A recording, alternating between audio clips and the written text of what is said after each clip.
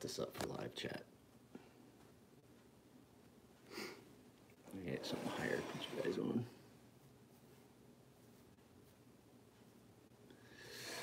I gotta even that all up sometime.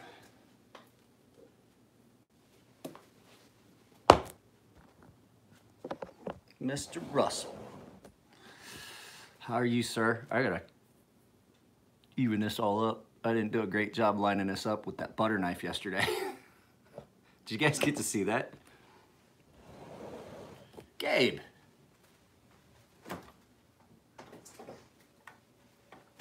How are you? Morning, Mr. Boatwright. I have a friend named Travis Boatwright. I'm tired too. I did not sleep well. It rained last night, and when the barometric pressure changes like that, I get headaches. And I woke up this morning with headaches, so I had it apparently all night because I woke up, I was like, why does my head hurt? My wife had just come back in the bedroom for taking my daughter ice skating. They'd just come back. My wife had just come back, and she was like, she came in and laid down. I was like, I got a headache. Is it raining? And she's like, yeah, it's raining outside. And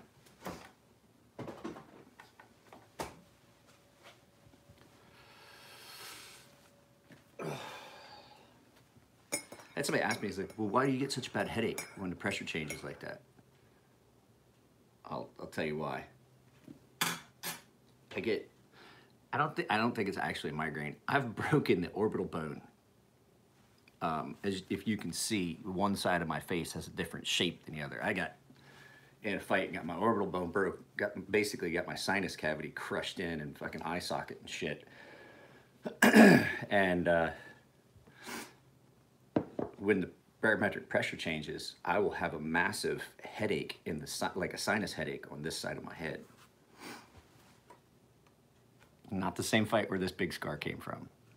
I got fucking bashed here with a piece of pipe one time and fucking smashed the orbital bone. So there's physically a difference between the shape of this eye and the shape of this one.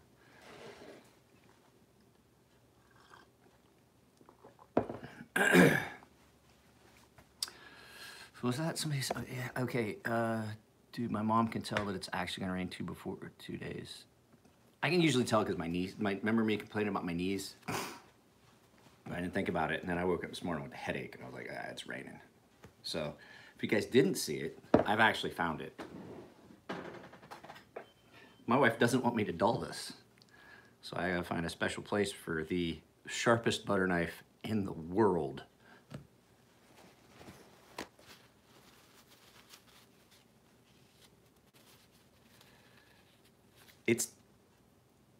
I don't foresee it staying sharp.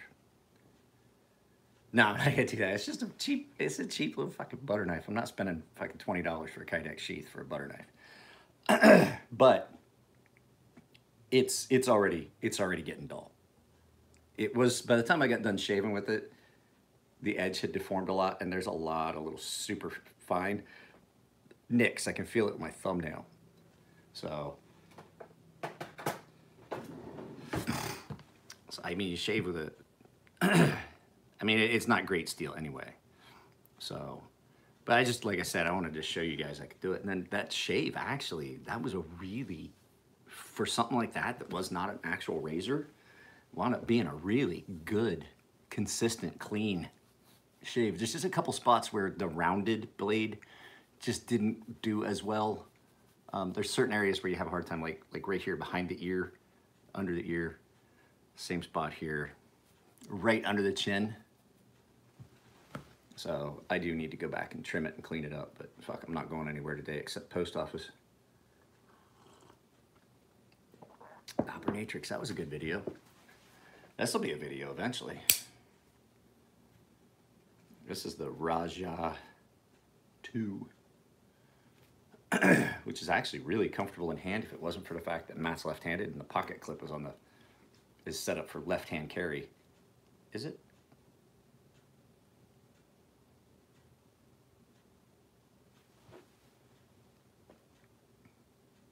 No. Yes. Yes, set up for left-hand carry. Sorry. I'm retarded this morning. Yeah, Raja 2. The pocket clip becomes a hot spot because this is where you want to grab it, and the pocket clip sits right there. Like if you were wanting to chop.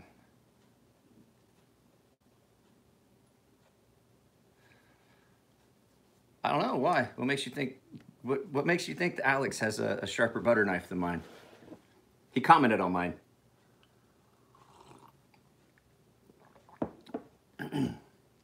Yes, I've sharpened a Espada. I did it for Troop B, Brandon Troop. I did it. I did it live in a video.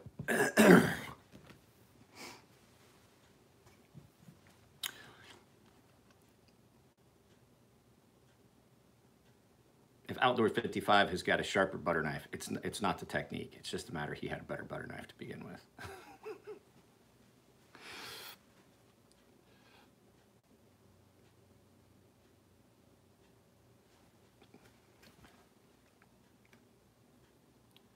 Shaved arm hair. I didn't shave. I don't have any arm hair really left to shave to do it. It's like I showed my wife. You can do the free hanging hair test. So it was, before I shaved with it, it was as sharp as you can get it. If you're doing hanging hair tests and it's cutting hanging hair, and that's what I was like, okay, I can shave with this.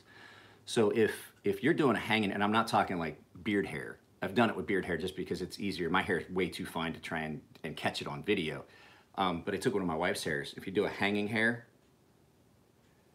and it's doing that, you can't get any sharper. You can refine it. But yeah, I only took mine to 2000 grit. So it was a coarser edge. I don't think that edge would have done great at 8000 because that's just a really, really cheap kitchen knife. I mean, cheap butter knife. So I've got all that stuff ready to go.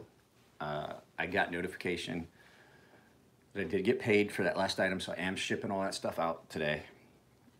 I was gonna ship, if I didn't hear anything today, I was gonna ship everything tomorrow. So if you guys are waiting on something from me, it should be going out today, as long as nothing happens. As long as nothing happens, but it's not even 9 o'clock. Post office doesn't open until 10. Not their office anyway, so I will get that shit out today. Guys, I was gonna mention something the other day. If you guys are getting stuff to and from me, asking me for a tracking number, there's a good chance, because there's a lot of times I got like 8-10 packages at a time I'm shipping out. It would be best advised for you guys just to go to UPS and sign up for informed delivery, because then you're gonna get a notification that something's leaving San Diego, and there's a good chance it's your stuff coming back to you. Because I'm not gonna lie, there's a lot of times I just don't have time, and I'm not gonna remember everybody's addresses. And that whole, it doesn't seem like much. I don't want to sound like a dick. It doesn't seem like much on the outside to like, oh yeah, I'll shoot you a text, shoot me a text and say that you want the tracking number, but then I gotta go through the receipt. I gotta make sure that, did I send it? If it was something I sent a while back, guys, I have no idea. I mean, I know a couple of you guys' addresses in my head, like Chris Kelly and a couple other people, so I could track their stuff down, but that whole thing of that time interaction, it's a pain. And like you said, does it take very long? No, for one person. But like when I ship stuff out and I got like 5 people asking me for that, and then I'm going like, all right, what's your address? And then I got to find the receipt. And they're like, hey, you shipped my stuff out a week ago. I haven't seen it. And I'm like, I don't even know where that receipt is. I don't know which one of those receipts it is. So when I get the website up and I've got a printer and I'm doing printing and stuff like that, it's going to be kind of seamless, and they'll be like, I can use a spreadsheet to see what package number and stuff. But right now, guys, this is what it looks like.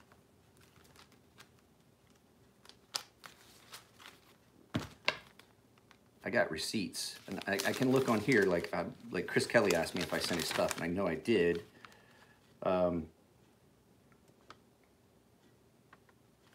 So I know where his is at, and I know where Vinny's at, because I know their addresses. I know Vinny and Chris Kelly's addresses by heart. But the other ones, there's no real address on here. I just have to know the city. So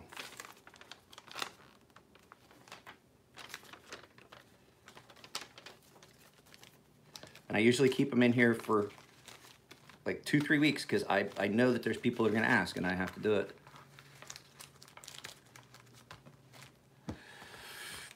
I have no idea what that says.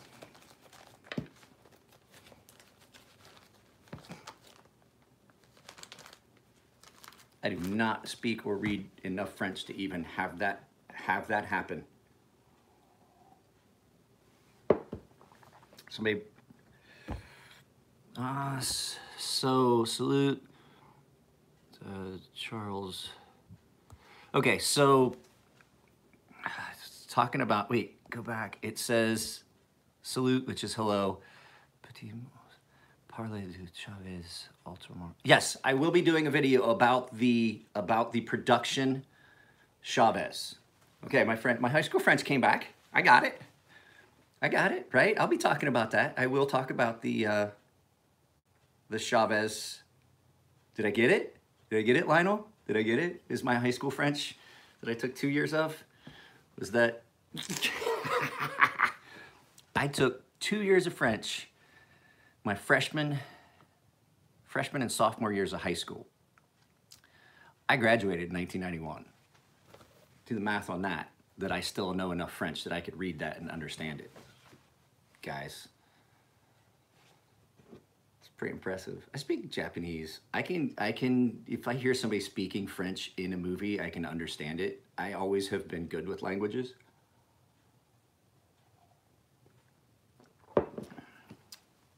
Not just a dumb hillbilly, huh? It is not. It is not simple to understand French, because it's a lot like the other languages that are in line with. You have the masculine and feminine forms, and then you have the pronunciation, which it's not a rolled R, it's a like you're clearing your throat.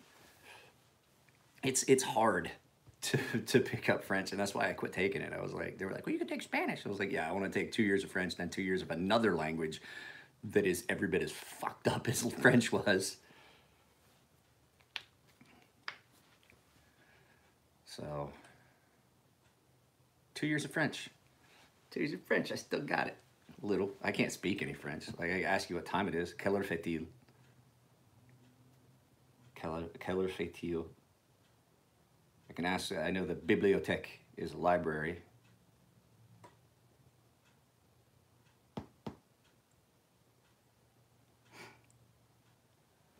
I was born in 1974. I graduated early.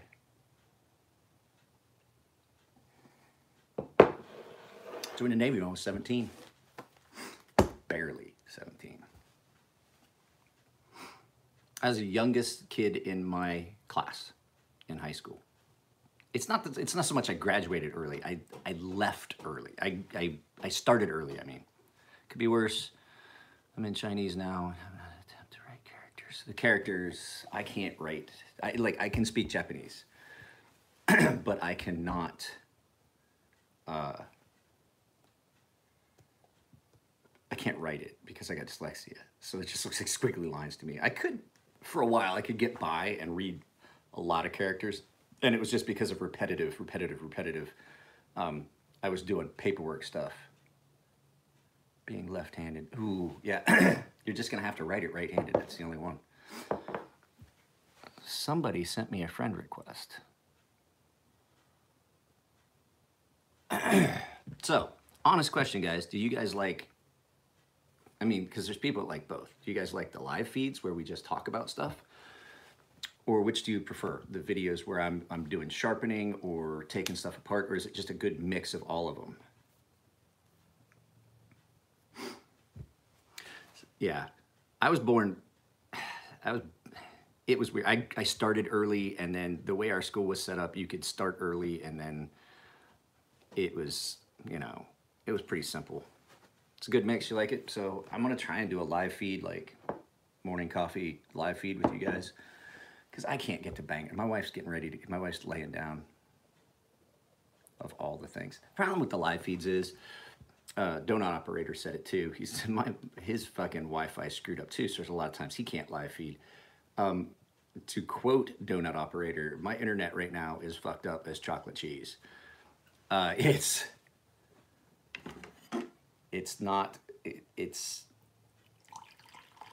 a combination of things. Brian was over the other day and he was running some channel congestion checks and things like that. What I didn't think about, what could be causing a lot of these problems, we have what's called smart meters. So your electric meter has got a signal, and it's got a router. And so it's on a Wi-Fi connection thing to a main box. And so that's how they save you money on your electricity, is no one has to come out and check your meter. It's done electronically. And then I think once every 6 months, they back check and make sure that the meter is reading correctly.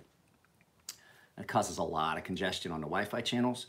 And then the other thing too is, like I said, the POP, the point of presence, the box that's out on the street where our internet comes from to here is full. All the cards are full, but AT&T has not done anything to rectify it.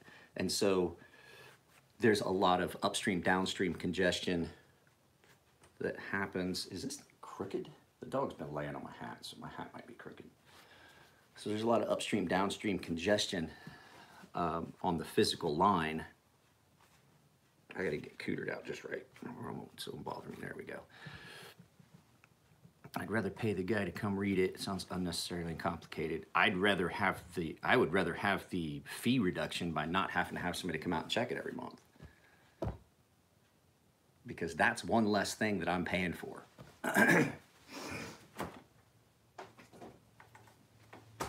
And so when they did it a couple years ago, we've had smart meters for a couple years. And the whole thing was that there was the upfront, so our prices stayed the same. But now I'm seeing a reduction.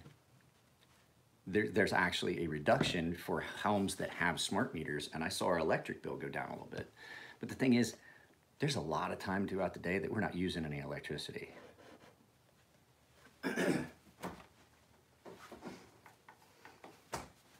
Yeah, wait till you're paying $2,000 a month just for your house.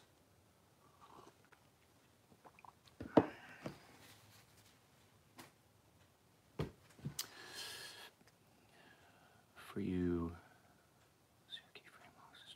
no, all frame locks are pretty much the same. And it's not a matter of that one company's frame lock is better than others. There are some companies that are, but what it is it's companies that get the interface right. Chris and Elliot spent a lot of time figuring out their interface for their frame locks. Chris Reeves frame locks are really good. I can't ever think of seeing one fail. If you see a Chris Reeves frame lock fail, it's because somebody has messed with the lock radius and played around with that. If you see a Fram Forge fail, it's normally because somebody has screwed with the internal workings and changed the dimensions. So, hang on a sec, let's go grab something. Just bear with me, I'll be right back.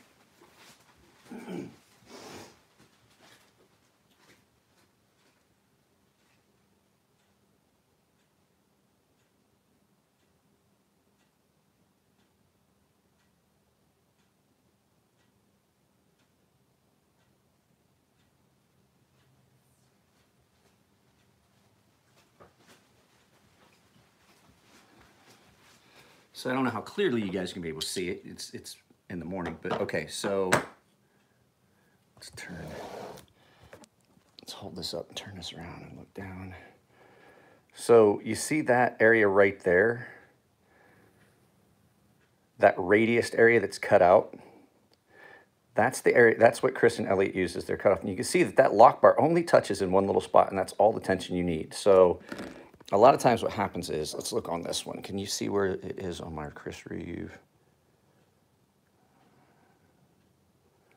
You can't really see because Chris Reeve's knife's titanium. You'd have to look at the actual lock bar. But they let theirs drift over a little bit further, which gets more interface with that lock. And then here's a REAT. And Dave's lock interface, you can see that shiny spot right down there on that point. Right there, that's where the lock touches. Now there's dirt and stuff, but the one little shiny spot that you're seeing right next to my pinky nail, right up near the lock, that's the point where the lock is interfacing. So yes, it has that big lock bar and it has that entire thing, but there's only one little point. There's only one little point in there that's actually doing the locking. And so as long as that point is in an area where it can't slide out, your lock's gonna hold. What happens when you get some lock stick, a lot of times, one of the things that cause lock stick on stuff that's not a Sebenza is they get too much surface contact.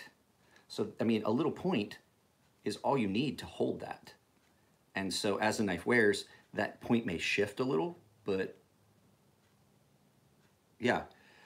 And so that little point is the point where it locks on. And if you get too much surface contact across there, well then it starts to deform, and then it starts to stick, and then you have to pop it loose. But if you have just one little point, there's a lot less chance of that. So you get less lock stick, but it's every bit as stable a lock. So I don't think that, it's never the lock, that any of these locks is any more stable than any of the others. I just think that it's the interface that does it. And so I don't have any knives that have a bad lock interface. These things do, no joke, I've never seen one of these fail. But I've also never seen, hey, Yakov, you guys don't know. Okay, here we go. So you guys know I talked about Yakov. Yakov actually, like I said it was one of 4 things that could happen. That, you know, he could be sick, he could be injured, he could be dead, or he could have been playing a trick on me.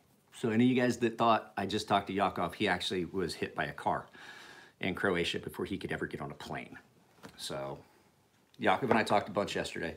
So for those of you that were concerned and were DMing me and things like that and sending me messages, Yakov is okay. I talked to him yesterday. He's okay-ish. But yeah, I don't see that one frame lock versus another is going to be any much different. I do say that for a titanium on steel interface, Reeves got it right, because I've never had lock stick on on the ones that I own, ish. The only time I've had an issue with lock stick was, like I said before, when I got lubricant up here, which allowed the lock bar to stick over, and then you had to let it slide past where it wanted to be. I took mine apart and cleaned it the other day. On video, you saw it. It's super, super smooth. That TW25 Bravo works really good on these. And then I redid the bronze accents. You're not gonna be able to see them real good. You're not gonna get a good contrast out here. But as this green wears off, I go back and I do bronze, and it makes it look more like patinaed copper, which is what I wanted. But I'm gonna do some straight razors today, guys. It's raining right now, and everything hurts, and I don't want to go out. And I am going to, so I think today I will try to do the video on, I'll let him elaborate if he chooses to sometime about what happened, but what's actually going on. But I'm gonna do a full video about these, but I talked to I already told him, so I measured, I measured the one that I've made that I think is the most comfortable one I've made, and that's the one I made for Matthew.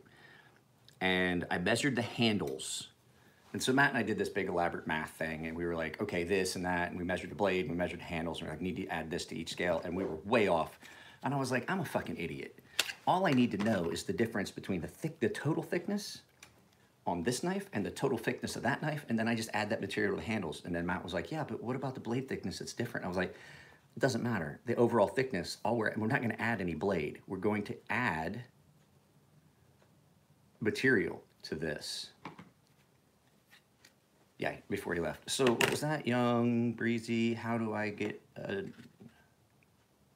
knife or two sharpened for? Okay, so Young Breezy, just if you follow me on Instagram, on my Instagram profile, on the bio is my email link, but if not, it is gunmonkey1974, all one, at gmail.com, and that's how we set it up. So it's always in the description below. My email address is always in the description. Sometimes the phone number is, but like I said, I don't take phone numbers these days. I pretty much leave my phone on Do Not Disturb. God, I love this knife. I pulled it out of the case and I'm like, fuck, now I'm gonna have to carry it. I will literally put this in the case just and simply make myself not touch it because I stopped carrying everything else. But now this is going in my pocket now. I'm not gonna lie to you guys, I have pretty much custom knives. This motherfucker right here pushes it and pushes them out. I had my Master Blaster in my pocket. I'm like, oh, why did I go grab this? Love this knife. Truly, truly, truly have had a passionate love affair for this knife from the day I bought it. And I said it in the video, it's like when you, let's see, I've had this knife for 3 or 4 years now, maybe a little bit longer. I don't remember. I'd have to see when they first came out. I bought one when they kind of pretty much first came out. And since then, knife out of the case, and it's that woohoo feeling that you got when I opened the fucking box. That's how I know that I really love this knife. When a knife still has the thrill factor for you. Gun Monkey 1974.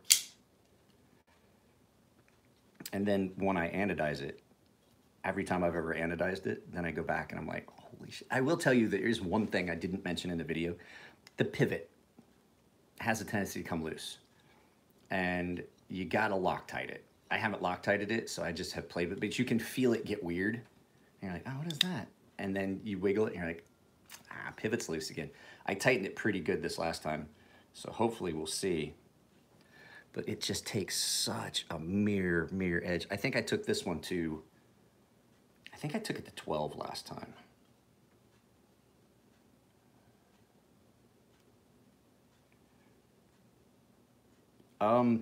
I personally, my case is in the bedroom. I would have to personally say, of the ones that they've put out, I would say it would have to be a toss-up between the Buck and the Gent.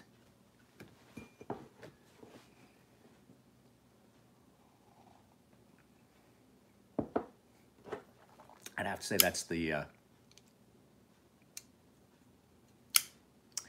Crux is okay. I don't dislike the Crux, but of all of them, I like the Buck and the Gent best.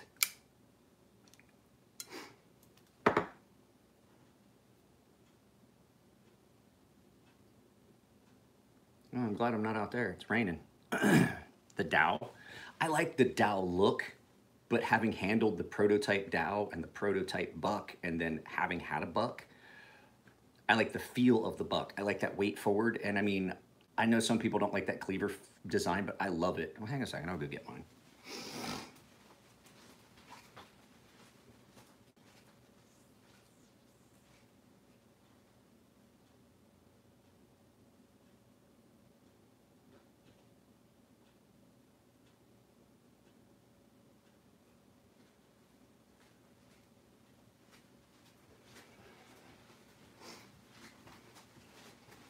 Just bring the whole case. So the thing about the Dow, now this isn't mine, this is Nico's Dow, which we refinished. The weight distribution on it is just enough different. See how that wants to just drop a little bit more than the Dow does? It's just got a little bit more weight forward. I love the Buck. I do like the Dow, and I mean, when you look at the cutting radius on that blade, the only difference is this and the little bit different shape of the finger opening aperture. I have to sharpen this for Nico. I probably should just get this out and do it now. But I'm not gonna lie to you, these Ferrum Forge design by, look at that. My Buck is fall shut. This, I think this one had the greatest difference in the action between nano oil and KPL. This is the one that, like, I put that KPL on it and I was like, oh, holy shit.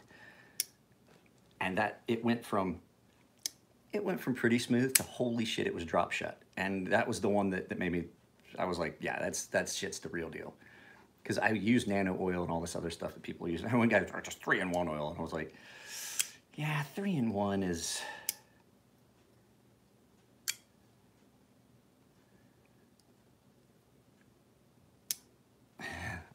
this is another one that winds up in my pocket a lot.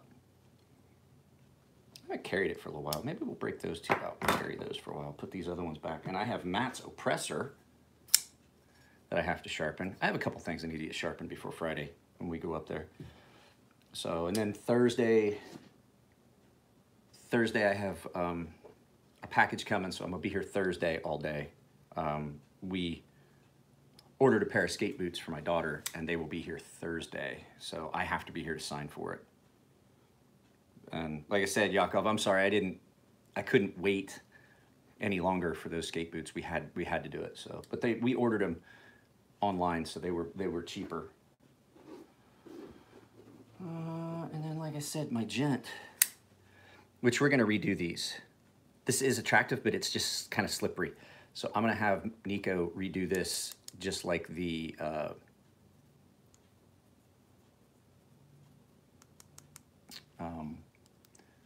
with this. I'm gonna have him. It's just slippery. That's the only problem.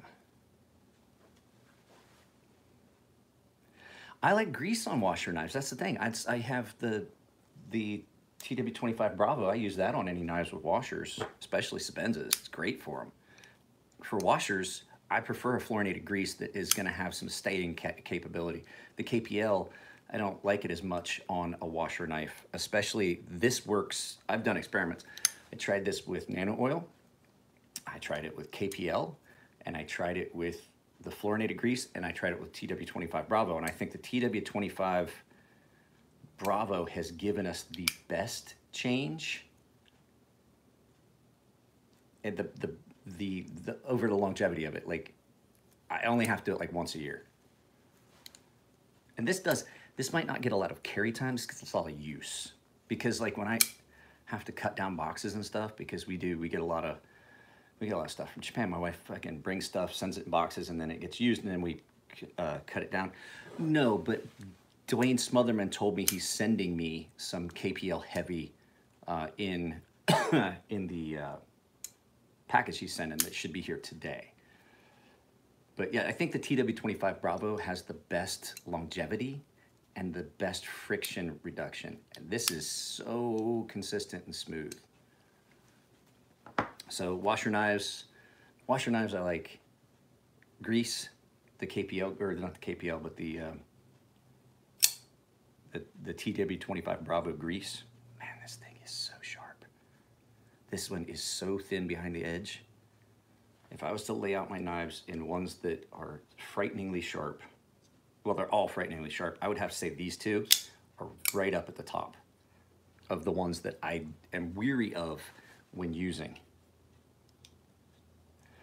The only problem with the TW25 Bravo, Chase, is it is expensive, very expensive. So I forget, I think it's like 30 bucks for 2 ounces, if I remember right, a 2 ounce syringe, which really, to tell you the truth, if you're using it on guns, like I use it on some of my guns that sit a lot,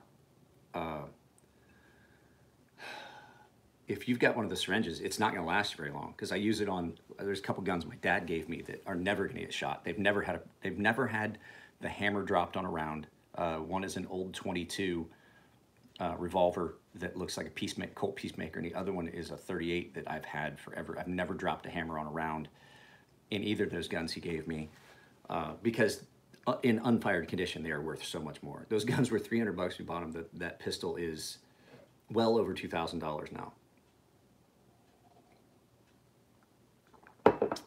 That Riat does have, it has got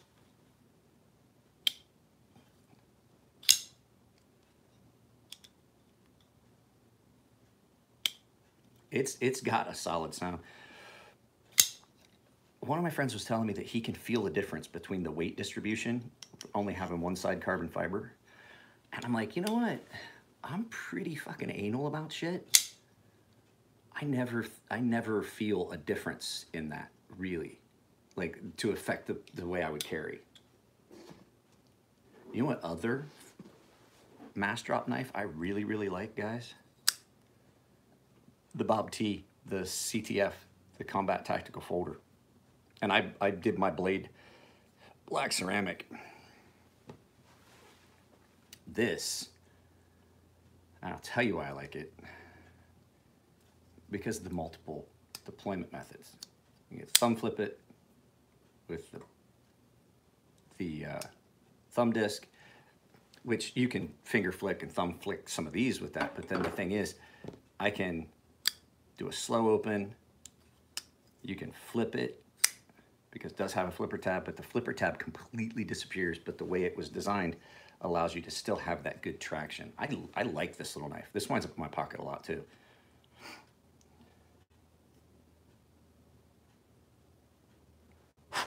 It's cleaned out.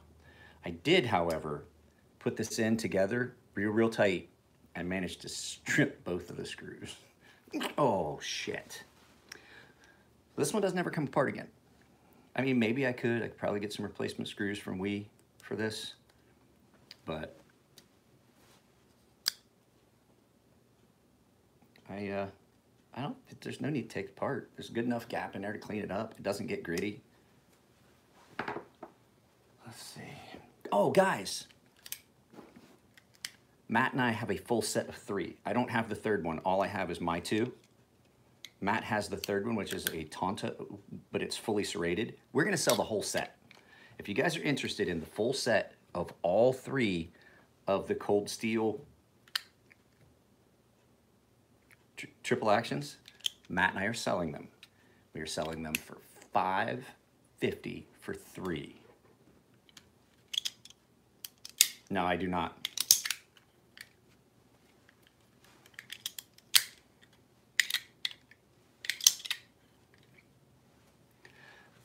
As fast as a switchblade, faster than a Bally.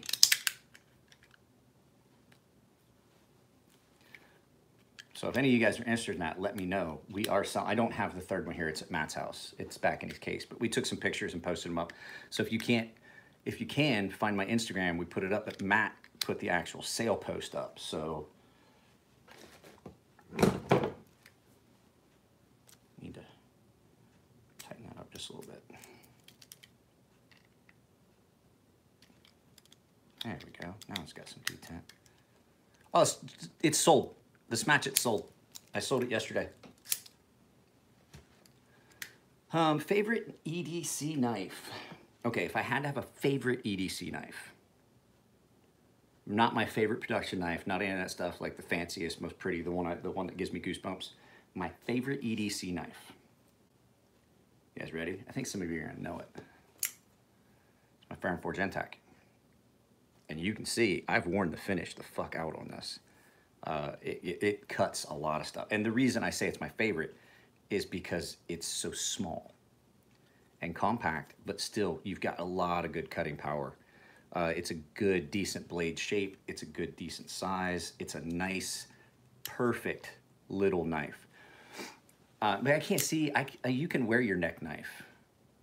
You said favorite EDC. Now this fits more the bill for a lot of the stuff that I do. What, you really wanted the Smatchet? Well, I sold it for exactly what I was looking for. The guy asked me, he's like, how much you looking for to Smatchet? I was like, 8. I want 8. Because there was a lot of expenses involved with that trip. I'm not gonna tell you exactly what we paid for the knife, but that whole thing was, there was a lot of expenses involved in that, and then I have to pay Nico back, and I probably should include some interest because it's been since the thing, so. But actually we used his wife's Europe trip money to buy a couple knives at the show. I do have a Crux. I like it. I will say that I think of all the Ferrum Forge design knives, that this one lends itself to getting a keener, finer edge. Well, she was with us. So, favorite EDC, yeah, I'd have to say it'd be my NTAC, followed shortly after by this, the Horizon D. I mean, there's a lot of knives I carry more, but like ones that are in my pocket that are my favorite ones to have in my pocket. God, this is fucking terrifying. It's so ridiculous. What's my most fun knife? Anybody ask that one? This one, when people see this knife, I don't know if it's that unique grind that the 601s had, but this, people see that and they're like, what the fuck is that? That's why this one's fun, especially this one. Oh, guys, this knife gets pretty sharp. And there's no way you're ever gonna break that tip because it's so robust. It's almost a zero grind. This is more akin to a Japanese style Tonto than a lot of other stuff. God, guys, it is ridiculous.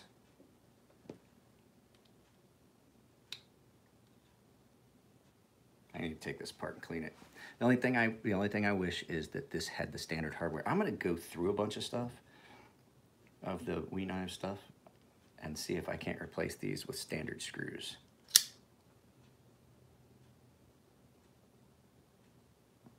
It would be so much, I just wish it had standard screws. And this one I have used and dropped and damaged this enough times that there's a problem with one of the bearings that I got a bearing that I think doesn't roll. So I really do like this. This is a nice, solid, tactical style knife. It's really straight though. I wish it was a little less straight. So when your wrist, let me show you why. Okay, guys. So if you're wanting to slash, this is great, but see how that blade stands up ever so much taller? Even when I line my thumbs up. See how much more of a drop this has? And then when you reach further back, it's even more pronounced. I can just stick it straight out. If I do this, I'm gonna run into more resistance. It's just a tactical knife thing. Do like this though. Would never get rid of it, especially once I found out. I talked to Joe, the CEO of the company, and he said they don't make this knife anymore. The Wee 601 is no longer, it's a discontinued model. Not gonna pull this one out of my hands, considering I can't get another one for what I paid for it, which was nothing, because I had enough points. I used to order knives. I think I had a dealer discount was what it was listed as on Blade HQ for a while, and Knife Center. Knife Center, I had a dealer discount set up because I had ordered a bunch of stuff one time, and so I got a big discount with it. Was it Knife Center or Blade HQ? Anyway, whichever one of them has the points, the reward points thing. I had enough reward points, guys. I didn't pay for this. I redeemed my reward points because I had been getting knives for the guys. It's like, dude, I can get you that knife. Really weird. I was like, just give me the money. And I wasn't, not like I was upcharging them. I was like, I can get it cheaper than you can get it. I guarantee. I'm like, really? And I was like, yeah. And so I would buy knives for the guys on the base and then they just pay me back. Well, I had those reward points and I got so much. When we were in Japan, I was on Knife, yeah, okay, so it was Knife Center. And I ordered this on Knife Center while we were in Japan. And I was like, dude, I've got enough points for that. And I did it on my phone on Wi-Fi at the ice rink one time. And it was at the house when I came back. And I have been very pleased with my decision of how I redeem my points. I need to go back on there. I guarantee I've got a ton of fucking points. Nope. I have not. Unless you've seen it on the channel, it hasn't been here. So there's a lot of stuff that's repeat stuff. So like I couldn't tell you guys how many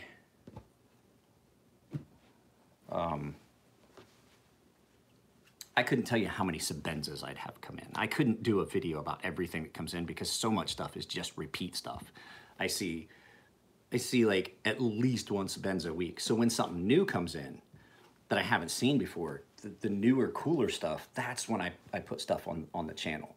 So SOCOM, I've seen the SOCOMs, so unless they've done something drastic to them, I have not seen a new one.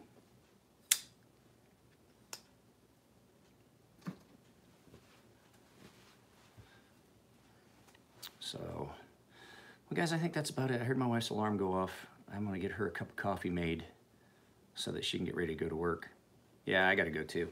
You guys take it easy. Yakov, I'll talk to you a little bit later. There's a non-flipper for a spinner on Nice Center has been calling my name. The non-flippers are cool, but if they're gonna upcharge you for a flipperless Farron Forge spinner, I can turn it into a flipperless Farron Forge spinner for you. So I mean, it just depends on how much more expensive the flipperless one is versus a flippered one. And we could probably fix that. And if it's more than what I would charge you to modify that, because I will do on those, because there are some of those that were flipperless, I will do a flipper delete on that. And there's another knife that somebody was asking for a flipper delete on, and I was like, yeah, I'm pretty sure that I can do that. There's some knives that you've got to be real careful when you get into like this. If I was to take the flipper tab off this, well, the lock interface is right there. So I would never do a flipper delete on a buck just because of where it's at, but on a spinner, it's a much more defined area. You know what I mean? It's clearly defined as to where I can get into and where I can't, and it's just a matter of just taking that material right there off. Does that make sense?